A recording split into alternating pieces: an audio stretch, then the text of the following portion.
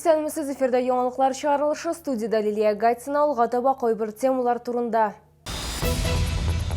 Мәләкәс аръягында яңа бакча ачылды. Шаян мәктәпкә білім беру учреждениесен хәбәрчебез күреп кайтты. Узган уку елына нәтиҗәләр ясалды, яңа бурычлар куелды. Чаллыда укытучыларның август конференциясе узды.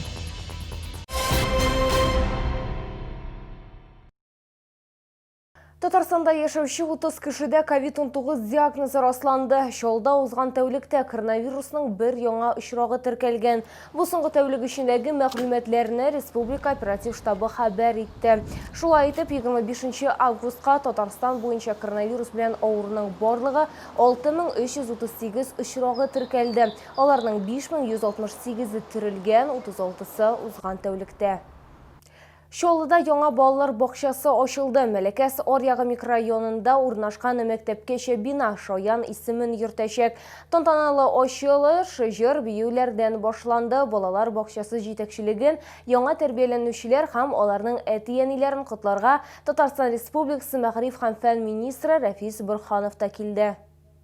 Якты стеналар, яңа уенчыклар һәм яшь тәрбиячеләр. Әлеге балалар бакчасы төзелешенә республика һәм федераль бюджетлардан 237 миллион сум акча бүлеп бирелгән. Больше всего надо радовать мам для того, чтобы эти объекты никогда не пустовали. И вот хотелось бы руководителю этого великолепного садика небольшой подарок, но я думаю, что очень нужный будет. Тем более, что когда начинаешь, всегда хочется оснаститься. Мәктәпкәчә учреждение 220 балага исәпләнгән, бирдә 12 төркем, шуларның 6-сы ясле. Микрорайонда беренче логопед төркеме дә ачылды. Әлеге тантаналы ачылуга әти-әниләр дә, тәрбиячеләр дә шат. Аларның күбесе күптән түгел генә вузларны тамамлаган. Мы очень ждали этот садик, и он такой красивый, яркий, столько игрушек. Мы очень рады. Спасибо всем застройщикам, что нам подарили такой вот сад.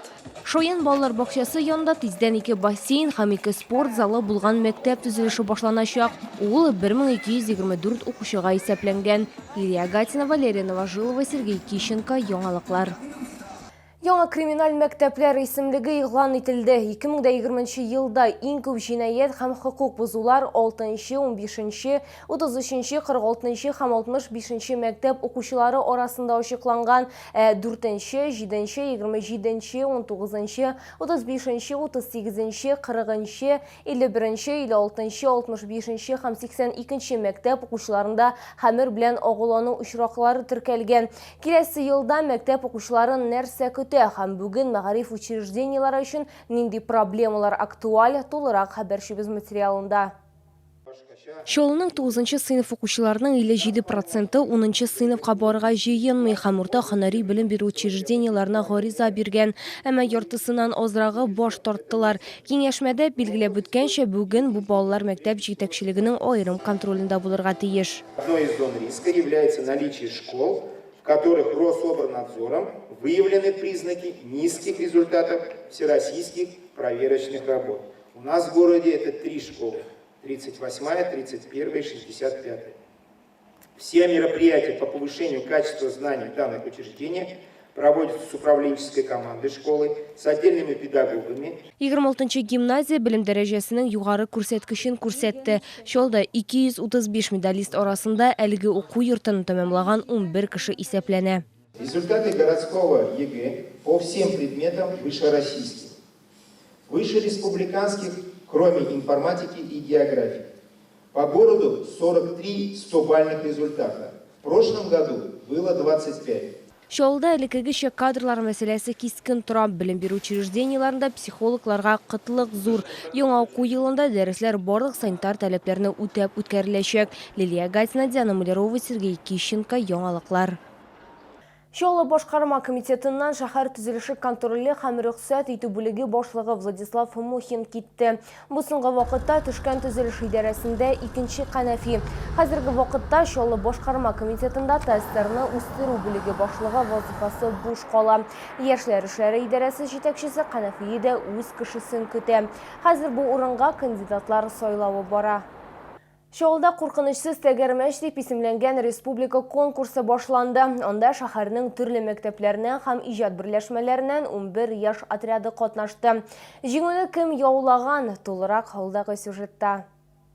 Добрый путь и пупники раз.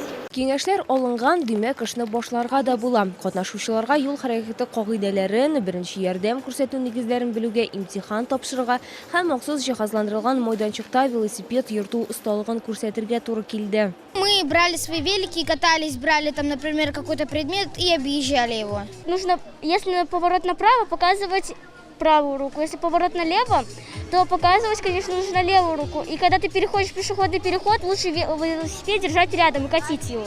Мондый катаулы бәйгедә үз балаларын якларга әтиәниләр дә килгән иде. Мы 4 года уже состоим в команде, каждый год готовимся очень тщательно.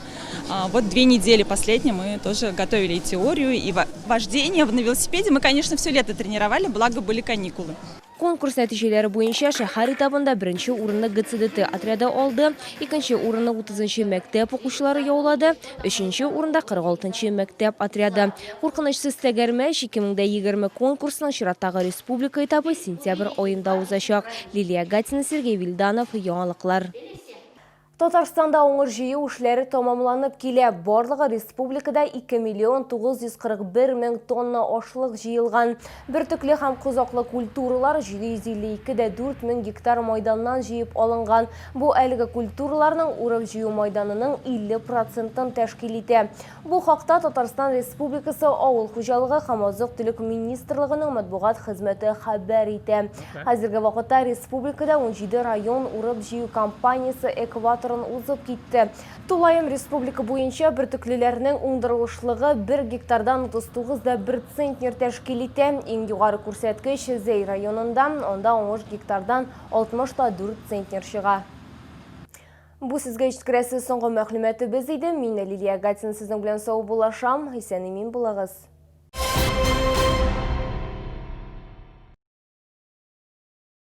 Внимание! В выставочном центре «Экспо-Кама» с 7 по 30 августа выставка-продажа индийских товаров. Индийские товары в выставочном центре «Экспо-Кама». 0+. Массажное кресло Ямагучи X создано, чтобы полностью изменить представление о массажных креслах. Первое в мире кресло с двойным массажным механизмом. Система сканирования, графеновая технология прогрева. Ямагучи. Touch of the future. КАМАЗы в наличии и под заказ. Телефон 8 919 633 11 16.